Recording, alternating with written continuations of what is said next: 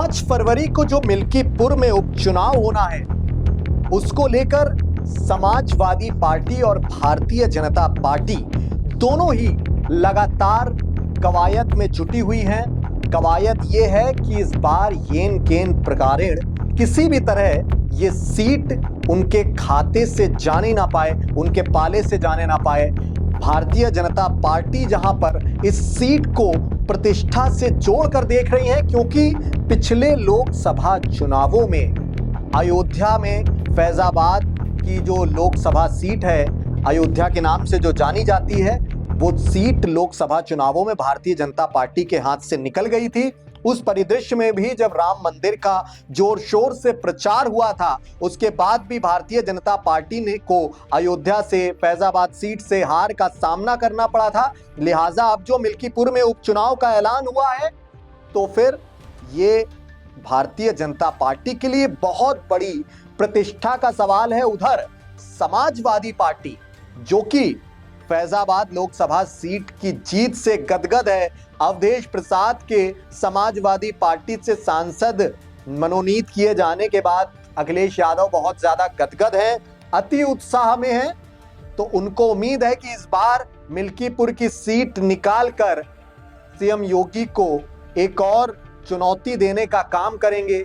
लेकिन इस बीच सीएम योगी आदित्यनाथ वहां पर लगातार डटे हुए हैं और अब तक करीब 8 बड़ी रैलियां कर चुके हैं। और इसी 8 बड़ी रैलियों में सीएम योगी आदित्यनाथ ने खास तरह का समीकरण सेट कर दिया है, जो कि अखिलेश यादव के लिए बहुत ज्यादा चुनौती भरा है, बहुत ज्यादा टेंशन बढ़ाने का काम कर रहा है। बी और पी समीकरण बनाया है सीएम योगी आदित्यनाथ ने मिल्कीपुर विधानसभा की सीट पर, जो कि जिसके खुलासे के बाद अखिलेश यादव बहुत ज्यादा चिंतित है। एक और अखिलेश यादव वहां पर लगातार डेरा डाले हुए हैं। समाजवादी पार्टी के बहुत सारे दिग्गज नेता हैं, वो भी वहां लगातार डेरा डाले हुए हैं। और डीएम और वाई समीकरण जो है वो लगातार सेट करने में लगे हुए हैं दलित, मुस्लिम और यादव। अखिलेश यादव को ये उम्मीद है कि इसी डीएमवाई समीकरण के सहारे वो मिल्कीपुर भी निकाल लेंगे, जैसे कि फैजाबाद लोकसभा सीट निकाली थी। लेकिन अब सीएम योगी आदित्यनाथ ने रातों रात ये नया समीकरण लाकर वहां पर गेम पलटने का काम किया है। और अब माना जा रहा है कि ये समीकरण अगर काम कर गया तो मिल्कीपुर को भाजपा के खाते में जाने से कोई रोक नहीं पाएगा। क्या है ये बी और पी समीकरण, कितना कारगर है भारतीय जनता पार्टी के लिए, सीएम योगी आदित्यनाथ के लिए, यही आज हम आपको बताने आए हैं। पिछले वीडियो में हमने आपको ये बताया ही था, लगातार अपडेट दे रहे हैं कि वहां पर दलित, मुस्लिम, यादव, पिछड़ा और खासकर ब्राह्मण वोट एक बड़ा अपना आधार रखते हैं, एक बड़ा वोट बैंक है उनका।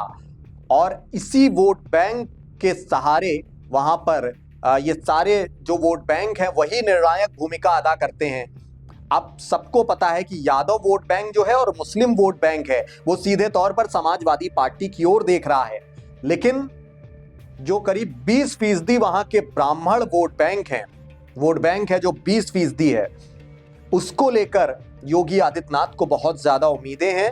और साथ ही पिछड़े में वोट बैंक में पिछड़ा और अति पिछड़ा, इस पर भी बहुत ज्यादा सस्पेंस बना हुआ है कि ये किसकी ओर रुख करेंगे। उसकी वजह भी है क्योंकि पिछले जो विधानसभा चुनाव थे, उन विधानसभा चुनावों में बहुजन समाज पार्टी चुनावी मैदान में थी, तो पिछड़ा वोट बैंक बटा हुआ था, सीधे तौर पर बहुजन समाज पार्टी की ओर देख रहा था और बच्चे कुचे समाजवादी पार्टी और भाजपा या कांग्रेस के खेमे में जा रहे थे। कांग्रेस भी मैदान में थी, तो ब्राह्मण वोट बैंक भी बटा हुआ था। ब्राह्मण वोट बैंक कांग्रेस और भारतीय जनता पार्टी की ओर लगातार देख रहा था।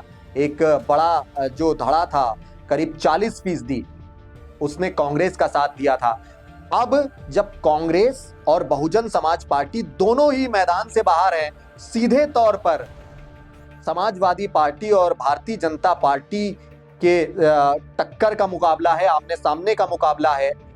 और कोई भी दल, भले ही वहां पर 10 उम्मीदवार मैदान में हो, लेकिन सीधा मुकाबला जो है वो भारतीय जनता पार्टी और समाजवादी पार्टी के बीच ही है।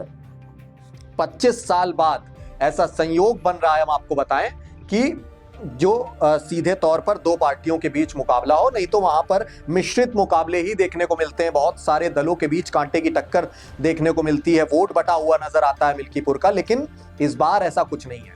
इस बार सिर्फ दो दल ही आमने सामने हैं और उनके बीच ही कांटे की टक्कर है।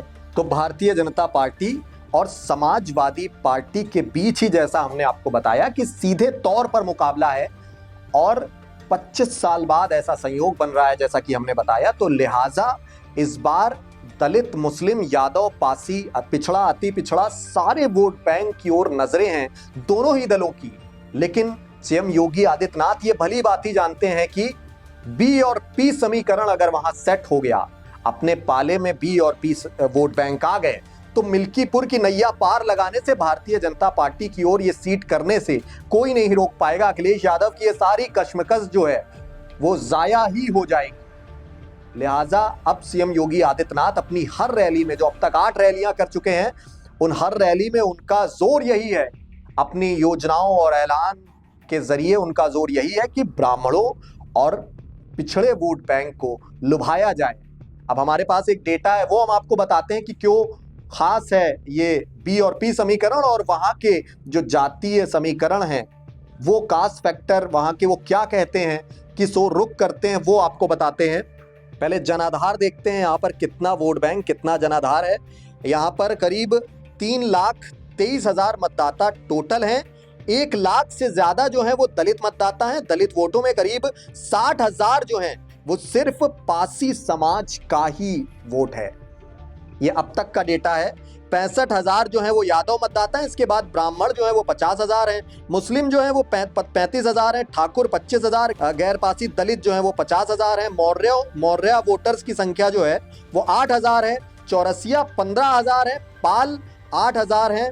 वैश्य की अगर बात की जाए, वैश्य वोटर की, तो 12,000 के करीब हैं। इसके अलावा 30,000 जो है वो अन्य जातियों के वोट हैं। यानी कि हर वोटर, वहां पर हर जाति का वोटर एक निर्णायक भूमिका में है। सभी जातियों को साधने की जरूरत है वहां पर। ब्राह्मण की बात की जाए अगर, तो 50,000 ब्राह्मण वोटर्स हैं इस मिल्कीपुर सीट में। मुस्लिम की संख्या 35,000 है, ठाकुर 25,000 है, और जो है, जो मैंने आपको बताया, 30,000 जो है वो अन्य जातियों के वोट हैं। जातीय समीकरण के लिहाज से देखा जाए तो सबसे ज्यादा जो है वो यादव मतदाता ही हैं, और इसके बाद पासी और ब्राह्मण समाज का वोट है। पासी वोटों के समीकरण को देखते हुए भाजपा और बीजेपी दोनों ने ही इस बार पासी समाज से यहां पर प्रत्याशी उतारे हैं। सपा ने सांसद अवधेश प्रसाद के बेटे हैं अजीत प्रसाद, उनको प्रत्याशी बनाया है, और वो भी पासी समाज से ही आते हैं। और बीजेपी ने जो है पासी समाज से ही आने वाले चंद्रभान पासवान को उतारा है। यानी पासी वोट बैंक में भी इस बार का बटा हुआ देखने को मिल सकता है। और बीजेपी ने भी पासी समाज, जो कि अब तक समाजवादी पार्टी की ओर ही देखता रहा है, उस पर सेंधमारी करने का काम किया है चंद्रभान पासवान को उतारकर।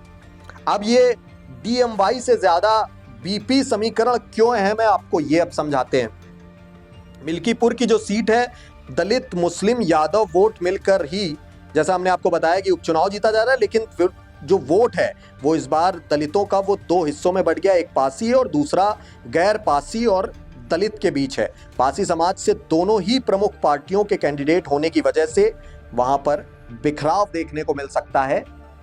अब जब पासी वोट बैंक बिखर जाएगा, यादव भी बिखरा हुआ नजर आ रहा है, तो जाहिर तौर पर ब्राह्मण वोट बैंक और दलित, अति पिछड़ा और पिछड़ा वोट बैंक जो है वो निर्णायक भूमिका की स्थिति में है। इसलिए योगी आदित्यनाथ अपनी हर रैलियों में बी और पी समीकरण सेट करने की कोशिश में है, और उन्हें उम्मीद है कि यही बी और पी समीकरण उन्हें इस बार मिल्कीपुर की जो सीट है वो उनकी झोली में डालने में कामयाब होगा। और जैसा कि हमने आपको बताया कि बहुजन समाज पार्टी की सुप्रीमो मायावती इस उपचुनाव से बिल्कुल दूर है, कांग्रेस भी इस बार रेस में नहीं है। लिहाजा ब्राह्मण वोट बैंक और दलित वोट बैंक, ब्राह्मण जो 40% अब तक कांग्रेस के पास था, इस सीट का कांग्रेस की ओर देखता था, वो अब भारतीय जनता पार्टी में जा सकता है, ऐसा माना जा रहा है। और अगर सीएम योगी की ये योजनाएं, अलग अलग ऐलान जनसभाओं से अगर दलितों को लुभाने में कामयाब हो जाते हैं तो इस बार मिल्कीपुर की सीट 80% ऐसा माना जा रहा है कि भारतीय जनता पार्टी के खेमे में जा सकती है। भारतीय जनता पार्टी को यहां पर बढ़त मिल सकती है। खैर दोस्तों, ये जो योगी आदित्यनाथ, सीएम योगी आदित्यनाथ का ये समीकरण है, खास तरह का पी और पी समीकरण, इसको लेकर आपका व्यक्तिगत नजरिया क्या कहता है? और इस बार के आपको क्या लगता है कि इस बार मिल्कीपुर के उपचुनाव में ये सीट किसकी झोली में जाएगी? अपनी जो भी कीमती राय है वो आप कमेंट बॉक्स के जरिए हम तक जरूर पहुंचाएं। साथ ही इस उपचुनाव से जुड़ी हर छोटी बड़ी अपडेट हम लगातार यूं ही आप तक पहुंचा रहे हैं। वीके न्यूज उत्तर प्रदेश हमारा चैनल है, आप उससे यूं ही जुड़े रहें। मैं प्रियंक वाजपेयी हूं। जल्द फिर किसी सियासी सुर्खी को लेकर आपके सामने हाजिर होऊंगा। शुक्रिया, नमस्कार। वीके न्यूज उत्तर प्रदेश उत्तराखंड, सच का सारथी।